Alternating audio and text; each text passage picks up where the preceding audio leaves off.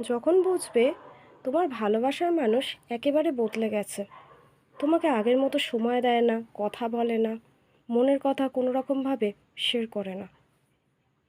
হয় সে তোমাকে ভালোবাসে না, সে তোমার জায়গায় অন্য কাউকে ভালোবাসে, না হয় সে অন্য কাউকে ভালোবাসে। কিন্তু তুমি এইরকম সিচুয়েশনে যদি পড়ো, সেই সময় তুমি কি করবে? এটা একটা প্রশ্ন থাকতে পারে। তখন তাকে প্রশ্ন করো, তুমি কি আগের মতো আমাকে ভালোবাসো, গুরুত্ব দাও? দেখো সে কি উত্তর দেয়। যদি সে ভালো উত্তর দেয়, জেনে রেখে দিও সে কোনো বিপদে পড়েছে বলে সে তোমাকে সময় দিতে পারছে না।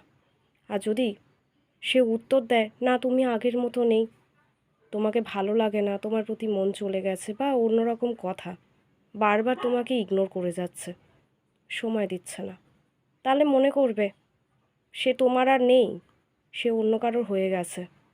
তখন তোমার একটাই কাজ, নিজেকে প্রতিষ্ঠিত করো, নিজেকে গুরুত্ব দাও, নিজেকে সবার সামনে যোগ্য প্রমাণ করো, যাতে করে তোমাকে কেউ সহজে ভেঙে না দিতে পারে।